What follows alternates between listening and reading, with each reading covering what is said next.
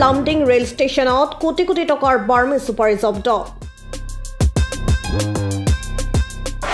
ৰাজ্যত অব্যাহত আছে ৰেল যোগে বাৰ্মি চুপাৰীৰ সৰবৰাহৰ কলা বেহা কিদৰে ৰেলেৰে কোটি কোটি টকাৰ বাৰ্মি চুপাৰী সৰবৰাহ হয় কোন জড়িত আছে ইয়াৰ অন্তৰালত আছে নেকি ৰেল বিভাগৰ লোকো জড়িত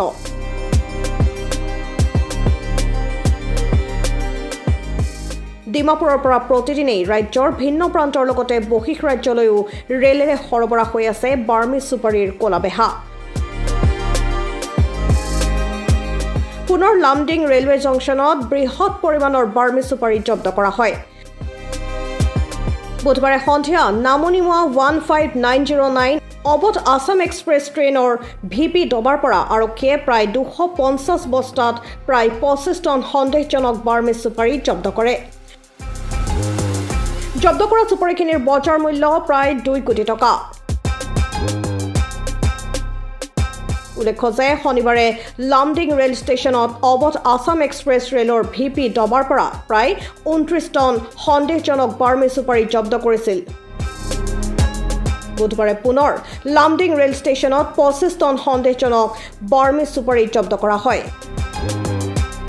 একাংশ চোৰাং ব্যৱসায়ীয়ে আৰক্ষী প্ৰশাসনক কেৰেপ নকৰি বিভিন্ন পদ্ধতিৰে ৰেল যোগে বিভিন্ন নিষিদ্ধ বাৰ্মি চুপাৰী সৰবৰাহ কৰি আহিছে নেকি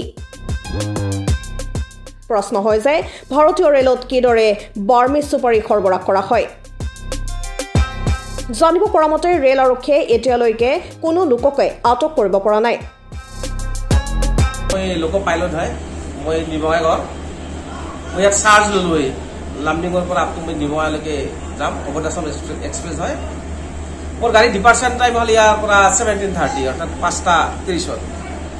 গাড়ী অলপ 10 মিনিটমান লেটত সোমাইছে কিন্তু লেটত হ'লে মই ইঞ্জিন চেক কৰি গাড়ী জাষ্ট ষ্টাৰ্ট কৰিছোঁ ছিগনেল দিছে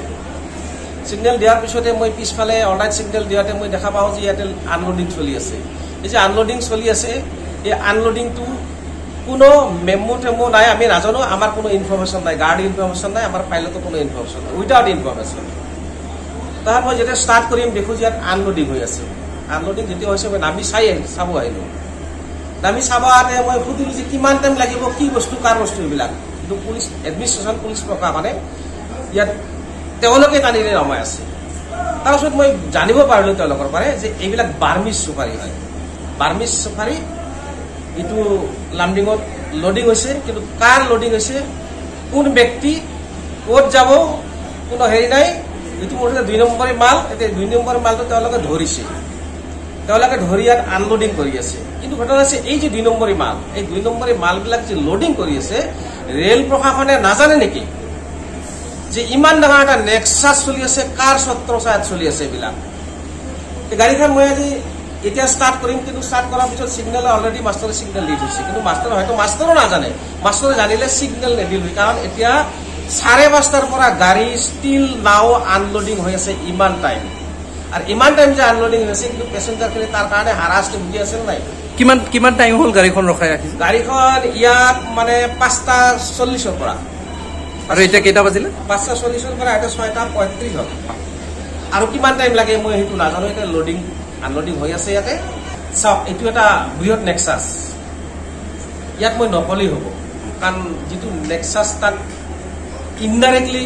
নিশ্চয় সব মানুহে এনভলভ থাকে যদি এনভলভ নাথাকে এই বস্তুটো যেতিয়া মই এটা যদি পাৰ্চেল কিবা এটা বুকিং কৰিম মোৰ গোটেই ডিটেইলছ ডকুমেণ্ট লাগে মই ক'ৰ পৰা ক'ত বস্তু মই বুকিং কৰিম ডিটেইলছ ডকুমেণ্ট যে ইমান মাল যে লোডিং কৰিছে ইয়াত হয়তো এডমিনিষ্ট্ৰেশ্যনে নাজানা নহয় নিশ্চয় জানে আৰু এইদৰে এইটো আজিৰ কথা নহয় কিন্তু এইটো লামডিং ইয়াৰ কিছুদিন আগত হৈছে গুৱাহাটীতো চেম ঘটনা গুৱাহাটীতো হৈ থাকে কিন্তু এই ঘটনাবিলাক প্ৰায় হৈ থাকে আপোনাৰ নামটো স্যাৰ মোৰ নাম উৎপল দাস আৰু আপুনি ড্ৰাইভাৰ হয় মই পাইলট হয় লামডিঙৰ পৰা সুজিত সৰকাৰ ৰিপৰ্ট নিউজ 13